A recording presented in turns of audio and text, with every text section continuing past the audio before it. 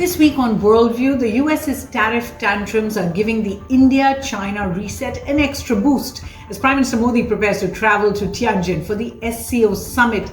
Can India put the LAC clash, Operation Sindoor and other tensions with China behind it?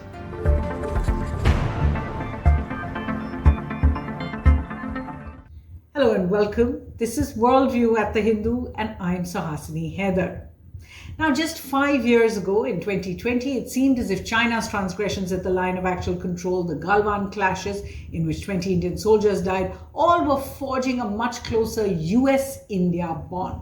Today, however, it would seem that the US's attack on the Indian economy, especially US President Trump's comments, are driving India and China to speed up a reset in their ties. Let's tell you all that happened this week. First, Chinese Foreign Minister Wang Yi visited Delhi, his first such trip in 3 years, to meet with the National Security Advisor Doval about boundary resolution, External Affairs Minister Jaishankar for bilateral issues, and Prime Minister Modi ahead of that visit to Tianjin in China for the SCO summit and his meeting with Chinese President Xi Jinping. Remember, it's Prime Minister Modi's first visit there in 7 years. Having seen a difficult period in our relationship, Excellency, our two nations now seek to move ahead. This requires a candid and constructive approach from both sides. After talks with Jaishankar, China and India actually agreed to a number of things. They agreed to begin with to expedite the normalization process, restoring direct flights and visas, border trade at various places like Lipu Lake Pass, Nathula Pass and others. Then they agreed to expand the scale, the size of the Kailash Mansarovar Yatra, and of course Worldview had taken you there. They agreed to resume the sharing of hydrological data on trans-border rivers, very important for India. Sources said China also agreed to lift its export restrictions on fertilizers, rare earth and tunnel boring machines, all very important.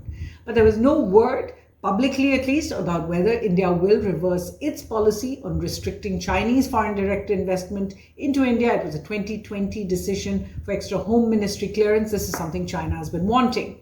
Now, they also discussed the LAC de-escalation process. And remember, that has not happened 10 months after the Modi-Xi meeting where the leaders discussed it. The 24th meeting of special representatives, SRs as they're called, on the boundary question. Doval and Wang then followed in Delhi. Both of them ended the meeting by agreeing to first, this is important, revisiting the landmark 2005 agreement on boundary resolution. You can look it up. It was signed after talks between former Prime Minister Manmohan Singh and the Chinese Premier at the time, Wen Jiabao. They agreed to maintain the quiet situation at the LAC that NSA Doval referred to and to continue the de-escalation process, which will ultimately lead to delimitation and delineation of the 3,500 kilometer boundary between the two countries. Remember, this process for boundary resolution is years old and is very different from the process after the Galwan clashes and the 2024 detente. Now, speaking after the talks and before Prime Minister Modi's visit to China next week, Chinese ambassador to India, Xu Feihong, also took a side swipe at the United States, said China stands with India. The United States has imposed tariffs of up to 50% on India and even threatened for more. China firmly opposes it. In the face of such acts, silence or compromise only emboldens the bully. China will firmly stand with India to uphold the multilateral trading system with the World Trade Organization at its core. And that's certainly unusual from a diplomat to be criticizing a third country from Indian soil. Now, amidst all the goodwill and cheer, some of the old tensions between India and China did slip into the talks. So first, China raised the issue of Taiwan, urging India to reaffirm its one China policy, recognizing Beijing's control of all of China. However, the MEA only said that India's position on Taiwan hasn't changed. And remember, since 2010, New Delhi has protested Chinese policy on Arunachal Pradesh, Jammu Kashmir, calling them disputed areas, and India has refused to reaffirm that one China policy.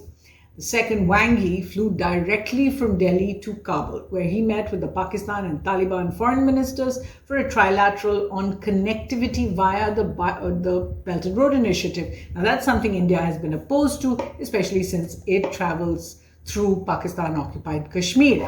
The third, Wang Yi then flew to Islamabad for a strategic dialogue with the Pakistani leadership. That's another red rag for New Delhi. India opposes what it sees as hyphenation. Fourth, while India did not formally raise its issues with China's support to Pakistan post-Pahalgam and during Operation Sindoor, this was clearly overhanging, and India stressed that fighting terrorism is very important, including at the upcoming SCO. Now, speaking at that event I told you about, Ambassador Xu said, Pakistan too is a victim of terrorism, indicating that this is another issue that's likely to crop up again. It is clear also from the talks that India has decided it can move ahead from the LAC clashes and Galwan despite Chinese troops not withdrawing to 2020 positions thus far. This again will arise as an issue in the future. So what's really driving it? What are the geopolitical diplomatic factors pushing these two countries, particularly New Delhi, to re-engage with each other? First, to begin with, there is the growing rift in India-US ties, which are obvious. These are shaking the confidence of those in Delhi who once considered the US as India's most dependable strategic partner. Despite the summit with Trump in February and Prime Minister Modi, ties have been unraveling over a number of issues, particularly trade differences over market access in the agricultural sector. That's a red line for India. Bad ties with the US may remove one of the big irritants for China, which is the Quad. There's a Quad summit expected. And of course, we've been speaking about this at Worldview. Then there is the global trade situation that arises from Mr. Trump's actions. Most countries around the world have ended up bowing to US tariffs and cutting a deal with them. This means that India's tariffs are 25% and 50% if you count the penalty tariffs as well, will make Indian goods uncompetitive compared to rivals in the neighborhood like Pakistan, Sri Lanka, Bangladesh, or Vietnam. They're all at about 19 to 20% tariffs only. China is a key trading partner for India. Remember, more than $100 billion in trade between the two countries each year. Also as a key supplier to India, and now a possible market suddenly seems much more attractive to New Delhi. Third, after Operation Sindoor, it's clear India did not receive the support it expected from the West, and the US seems hell-bent on countering India's narrative of victory into calling it a mediated truce. There's a growing understanding in Delhi that India has lost many of the friends it once had, and peace with China will at least cover some of its flanks as it recalibrates. But India may also need to revise its neighborhood policy, including with Pakistan, in the months ahead, as China and the US are making new inroads with Pakistan, Bangladesh, Nepal, and others. And there's a great new report you could read brought out by the Center for Social and Economic Progress about China's engagement with South Asia. It's actually a continuation of an older report.